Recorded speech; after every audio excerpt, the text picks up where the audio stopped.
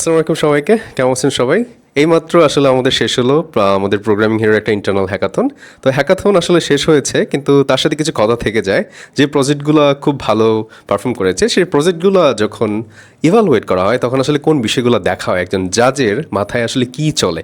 তো আমরা এই জিনিসটা এখন জানার চেষ্টা করবো। সো আমাদের সাথে আছেন ফাইটনের সিনিয়র ম্যানেজার এমদাদ ভাইয়া। সো এমদাদ ভাই থেকে আমরা জানার চেষ্টা করব যে একটা প্রজেক্টে কীভাবে উনি জাজ করেন এবং কোন কোন বিষয়গুলো আসলে প্রজেক্টগুলো স্ট্যান্ড আউট করতে হেল্প করে। সো আমি ক্যামেরাটা ঘুরিয়ে নিচ্ছি, আমরা সবাই এখন কথা বলবো এমদাদ ভাইয়ের সাথে। এমদাদ ভাই কেমন আছেন?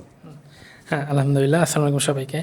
তো আমাদের আকাশ ভাই যে কোশ্চেনটা করছে যে আমাদের ইন্টারনাল যে হ্যাকাথনটা হলো ওইটা আমরা কীভাবে ইভ্যালুয়েট করছি এবং সচরাচর কীভাবে আসলে ইভ্যালুয়েশনটা করা হয় আর কি, যে কোনো প্রজেক্টের ক্ষেত্রে। তো যদি কোনো হ্যাকাথন হয়, সেই হ্যাকাথনের ক্ষেত্রে যে জিনিসটা সবচেয়ে বেশি ইম্পর্টেন্ট থাকে সেটা হচ্ছে আইডিয়া, অর্থাৎ যে প্রবলেমটা সলভ করতেছে ওই প্রবলেমটা কত বেটার আইডিয়া দিয়ে সলভ করা হচ্ছে আর কি, এটা সবচেয়ে ইম্পর্টেন্স থাকে আর কি। কতটুকু ক্রিয়েটিভিটি আছে ওই প্রবলেমটা সলভ করার জন্য, কতটুকু ইনোভেশন আছে ওই প্রবলেমটা সলভ করার জন্য। তো এই জায়গাটা মেইন পয়েন্টসটা থাকে হচ্ছে এখানে, যে আইডিয়া, ক্রিয়েটিভিটি, ইনোভেশন কী পরিমাণ আসলে ওই সলিউশনের মধ্যে আছে। এরপর হচ্ছে দেখা হচ্ছে টেকনিক্যাল ইমপ্লিমেন্টেশন, মানে কোডিংটা সে কতটুকু ভালোভাবে করছে, কোডিং কোয়ালিটিটা কেমন ছিল, তারপরে বেস্ট ইঞ্জিনিয়ারিং প্র্যাকটিসটা হয়েছে কিনা, এই জিনিসপত্রগুলো আমরা দেখার চেষ্টা করি।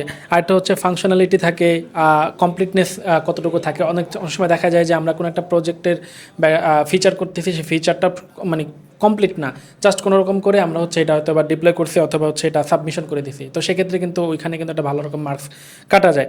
এছাড়া হচ্ছে গিয়ে ইউজার এক্সপিরিয়েন্স কেমন থাকে, বিজনেস ইম্প্যাক্ট কেমন, সবচেয়ে ইম্পর্টেন্ট হচ্ছে গিয়ে ওইটা আসলে কতটুকু ইম্প্যাক্ট ফেলাবে বিজনেসে। আমি একটা প্রবলেম সলিউশন করতেছি, সেই সলিউশনটা যদি হচ্ছে বিজনেস ফ্রেন্ডলি না হয়, সেটা যদি খুবই সেটা করে যদি আসলে বিজনেস না করা যায়, তাহলে আসলে ওই সলিউশনটা করে তো তেমন একটা লাভ হয় না। এছাড়া হচ্ছে ওটা কতটুকু স্কেল করা যায়, তারপর হচ্ছে গিয়ে সেটার মধ্যে এআই ইনোভেশন কতটুকু আছে, সেটাই এআই ইউটিলাইজেশন কীরকম করা হয়েছে, এই পুরো জিনিসটা, এই কয়েকটা পয়েন্টস থাকে পুরো জিনিসটাকে ইভ্যালুয়েট করার জন্য আর কি। তো যদি কেউ এই পয়েন্টসগুলো সে মিট করতে পারে, ভালো এই জিনিসপত্রগুলো যদি ঠিকমতো প্রপারভাবে এক্সিকিউট করতে পারে, তাহলে ধরা যায় আর কি তার ওই প্রজেক্টটা অথবা হ্যাকাথনের যে জিনিসটা তৈরি করছে সেটা আসলে ভালো একটা মার্কস পাওয়ার বা একটা ভালো একটা জায়গায় স্ট্যান্ড করার একটা সুযোগ সুবিধা বা একটা পসিবিলিটি থাকে আর কি। আচ্ছা ভাই, আপনার কাছে একটা লাস্ট একটা প্রশ্ন, যে নতুন যারা হ্যাকাথন করতে চায় তারা খুব ভয় পায় নর্মালি, যে আসলে আমি কি পারবো কিনা, আমি কি আসলে আমার রাইট নলেজ আছে কিনা এটার জন্য। সো নতুন যারা হ্যাকাথন শুরু করতে চাচ্ছে তাদের জন্য আপনি কোন পরামর্শটা দিবেন? ওকে, সিম্পল। প্রথমত যারা নতুন হ্যাকাথনে পার্টিসিপেশন করবে, সবচেয়ে ইম্পর্টেন্ট বিষয় হচ্ছে গিয়ে পার্টিসিপেশন করা, দ্যাটস ইট। মানে প্রথমে পার্টিসিপেশনটাই হচ্ছে ইম্পর্টেন্ট। ভয়ে আমি যদি না পার্টিসিপেশন করি, সেক্ষেত্রে আমি জানবো না আমার আসলে কোন জায়গায় গ্যাপ আছে। তো তো প্রথম স্টেপ থাকবে বা প্রথম সাজেশন থাকবে হচ্ছে গিয়ে ভয়টাকে সরানো। দ্বিতীয়ত হচ্ছে গিয়ে নিজেদের স্কিলটা যাতে ভালো হয় আর কি। হ্যাঁ, যে আমি আসলে যে প্রোডাক্টটা বানাচ্ছি সেই প্রোডাক্টটা যাতে একটা ভালো প্রোডাক্টে বা প্রজেক্টে রূপান্তরিত হয়। তৃতীয়ত হচ্ছে গিয়ে যে অবশ্যই আমার আসলে ওই যেই প্রবলেমটা সলভ করতে তার ডোমেন নলেজটা আমার নিতে হবে। সেটা হয়তো বা আমি বই পড়ে অথবা হচ্ছে কোনো জায়গায় নিউজ দেখে বা এনিহাও আমি আসলে ওই নলেজটা নিতে হবে।